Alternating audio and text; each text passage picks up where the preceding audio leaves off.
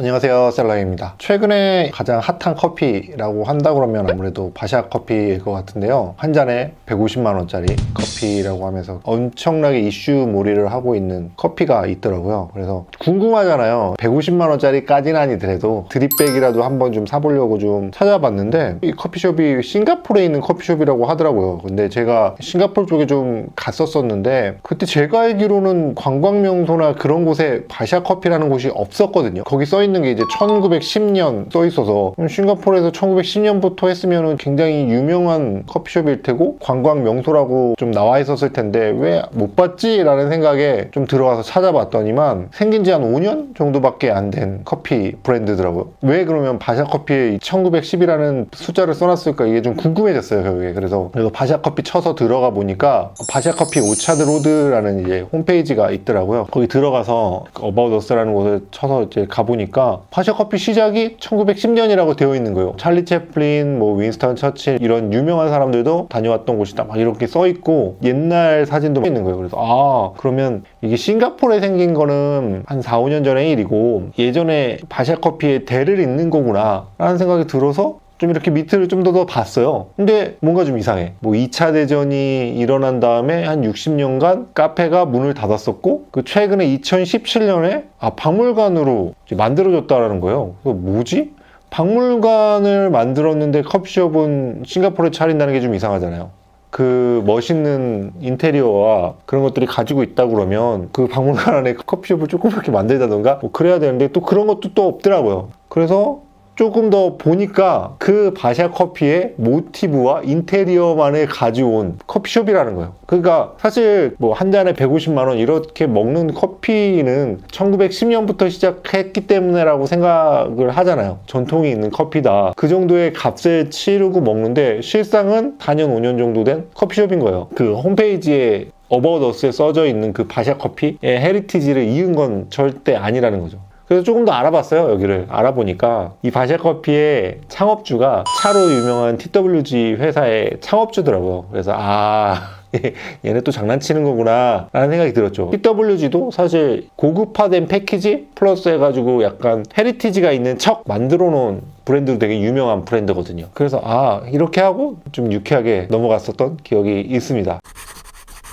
바샤 커피나 TWG는 그 로고에 1910년 이런 걸 적어놓기 때문에 사람들이 헷갈리게 하는 거잖아요. 이 두 브랜드만 그랬을까요? 그렇지는 또 않습니다. 이탈리아의 좀 유명한 회사, 노트 회사 중에 하나인 몰스킨이라는 회사들 다 아실 거예요. 그 회사는 대대적으로 사람들에게 어떻게 광고하냐면 빈센트 반 고흐가 썼던 노트북이라는 광고 문구를 실제로 광고를 해요. 근데 정말 아이러니하게도 몰스킨이라는 회사가 설립된 게 1990년도입니다. 1990년도에 빈센트 반 고흐가 살아있진 않았을 테고 그러면 그 회사가 주장하는 건 뭐냐? 빈센트 반 고흐가 그런 몰스킨 같은 형태의 노트북을 썼을 거다라는 누구도 검증할 수 없는 광고를 해요. 그렇게 해서 이제 브랜드의 스토리를 만들어가는 거죠. 브랜드라는 건 스토리가 있기 때문에 브랜드가 만들어지는 거거든요. 그 스토리라는 게 사실 좀 극적이어야 되잖아요. 뭐 예를 들어서 평범한 사람이 평범하게 옷을 만들어서 평범하게 옷을 팔았는데 평범하게 잘 팔렸다. 재미없잖아요. 그러면 그 스토리에 강조를 주고 싶으면 이렇게 하겠죠. 나는 평범한 가정에서 태어났다라는 걸 없애는 거죠. 평범하지 않은 가정에서 태어나서 엄청나게 고생을 해서 어떠한 제품을 만들었는데 망했다. 근데 그 망한 상품에서 어떠한 고객이 이런 얘기를 했는데 그거 괜찮은 아이디어네 라고 하면서 만든 제품이 이 제품입니다 라고 하면 사람들의 입장에서는 와,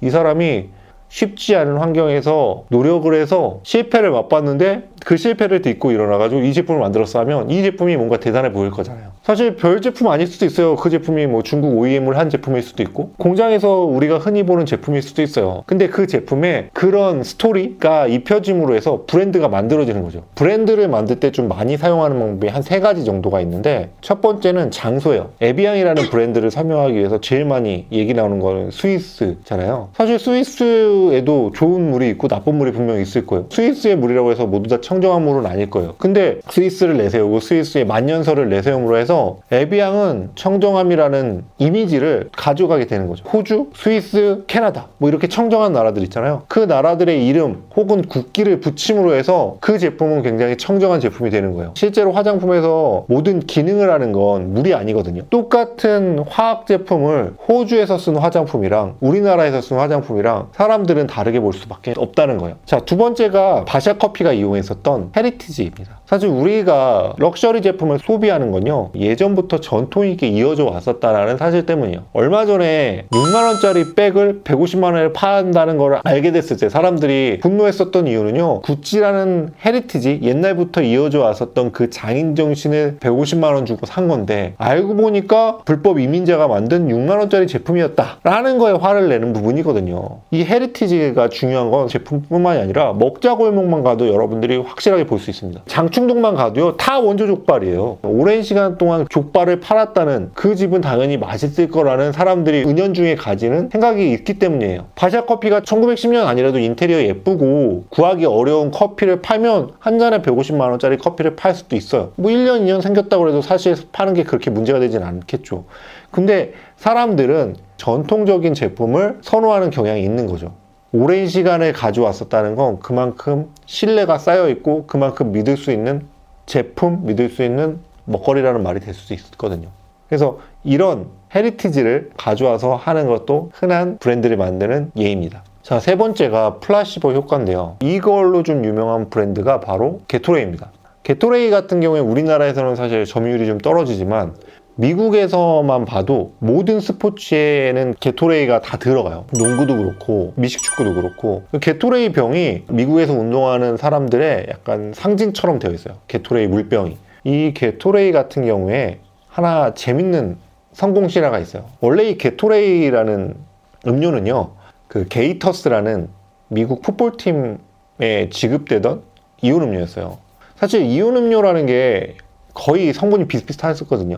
파워에이드가 다르고 포카리 스웨트가 다르고 게토레이가 다르고 이런 게 없고 향만 조금 다를 뿐이지 들어가는 성분은 거의 비슷해요. 성분을 보시면. 근데 게토레이 같은 경우에는 이제 이 게토레이를 먹고 게이터스라는 팀이 우승을 했다라고 홍보를 했어요. 사실 게이터스가 우승을 한 이전 해부터 게토레이가 실제로 공급이 됐음에도 그 전년도에 기록은 싹 빼고 우승한 거에만 집중해서 얘기를 하는 거죠. 자, 그러면서 이제 우리 게토레이를 먹으면 운동에서 이길 수 있다, 승리할 수 있다, 이런 거를 슬로건으로 건 거죠. 자, 이런 것들이 우리나라 브랜드에서도 상당히 많이 쓰여요. 그런데 이게 스포츠에서는 사실 이게 좀 중요하다라고 생각이 되는 게, 우리나라에서 야구로 유명한 김성근 감독님 같은 경우에는 뭐 징크스만 10,000개를 가지고 있다라고 하잖아요. 승리를 위해서 그 승리를 했었던 때의 그 루틴을 따라가서 또 다음 경기에서 승리를 하기 위해서 그렇게 애쓰는데, 게토레이를 먹었더니 내가 지난 경기에서 승리했어라는 믿음이 강해지면요, 스포츠 선수 같은 경우에는 어쩔 수 없이 게토레이를 먹을 수밖에 없지 않을까요? 자, 그게 바로 브랜드의 힘입니다. 저는 그래서 이 브랜드 스토리를 만들어 나가는 과정이요, 혼이 담긴 구라라고 생각해요. 타짜에서 보면 그런 말 하잖아요. 구라에 혼이 담겨 있어야 된다고.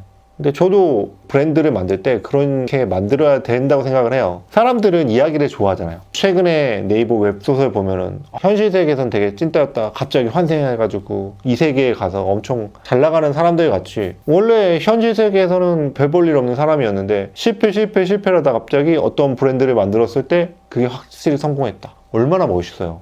사람들이 열광할 수 있잖아요. 와, 그런 브랜드가 있어? 그럼 그런 브랜드를 사줘야지. 그리고 그런 브랜드를 내가 소비함으로 인해서 그 브랜드와 일치함을 느끼는 거죠. 나도 그렇게 되고 싶다. 사실 대부분의 제품들은요, 장인정신으로 만드는 제품이 거의 없다라고 생각하시면 될 것 같아요. 그냥 다들 공장에서 찍어 나온 제품이잖아요. 그런데 그 제품이 조금 더 다른 제품과 특별해질 수 있는 거는 그 브랜드에 입혀진 스토리의 힘이라는 거죠. 그러니까 최근에 선풍적인 인기를 끌었었던 탐스 신발이라는 게 있는데, 그 신발 같은 경우의 스토리는요, 창업자가 남미를 여행하다가 그 지방의 전통 신발을 보고 고안을 했다라고 해요. 거기 이제 플러스 해가지고 스토리를 더 얹은 게 뭐였냐면, 이 신발을 하나 사면 똑같은 신발을 가난한 아이들에게 기부한다라는 스토리가 더해진 거거든요. 자, 그러면 탐스라는 신발이 비싸더라도 내가 이 신발을 샀을 때 다른 하나는 기부를 하는구나 라는 마음속에 위안을 갖게 된다는 거죠. 결국에는 아까 전에 얘기했던 헤리티지나 장소나 플래시보 효과가 없더라도 그 제품을 사함으로 인해서 보상 효과를 내가 얻을 수 있다면 그게 바로 브랜드의 힘이고 스토리의 힘이라고 생각을 합니다. 그렇기 때문에 브랜드를 만들 때는 진짜 혼이 담긴 구라를 치더라도 조금 더 사람들을 믿게 만들 수 있고 사람들을 행복하게 만들어줄 수 있는 구라가 필요하다고 생각을 하고요. 그 구라가, 그 이야기가, 그 스토리가 제일 잘 소비자한테 먹힌다라고 생각을 해요. 저 같은 좀 이상한 소비자는 체크해 보겠지만 대부분의 소비자는 파샤커피? 1910년도? 이야 멋진 커피구나 이러면서 먹으면 된단 말이죠. 그리고 거기서 만족하면 되는 거예요. 나 비싼 커피 먹었어. 나 커피그의 에르메스를 오늘 먹고 왔어. 그러면서 자신만의 뿌듯함이 생긴다는 거죠. 자, 사람들은 이걸 소비하는 거예요. 소비자들은 근데 대부분 알고도 속아요. 이런 부분에 대해서. 근데 사실 더 중요한 건요. 이렇게 거짓말을 해서 소비자에게 브랜드에 각인을 시켰다고 하더라도 그 브랜드 자체, 그 제품 자체가 품질이나 사람들에게 선택을 받지 못한다면 그 브랜드는 아무리 혼이 담긴 구라를 쳤다고 하더라도 오래 살아남을 수는 없습니다. 결국에는 좋은 제품을 정말 예쁜 스토리로 잘 싸는 게 브랜드의 핵심이고요. 아무리 애플 제품이 예쁘다고 하더라도 그 애플 제품이 혁신이 없다고 그러면 그냥 옴니아 되는 거예요. 이 브랜드의 스토리 입히는 게 굉장히 중요하지만 결국에는 제품이다. 제품이 사람들에게 선택을 받을 수 있어야 된다라는 거를 꼭 알아주셨으면 좋겠습니다. 오늘 이야기는 여기까지고요. 오늘 이야기가 좋았다면 아시죠? 구독, 좋아요, 알림 설정까지 눌러주시면 오늘 같은 이야기 계속 들으실 수 있으니까 꼭 구독 좀 눌러주시기 바라겠습니다. 자, 그러면 안녕. And I don't stop.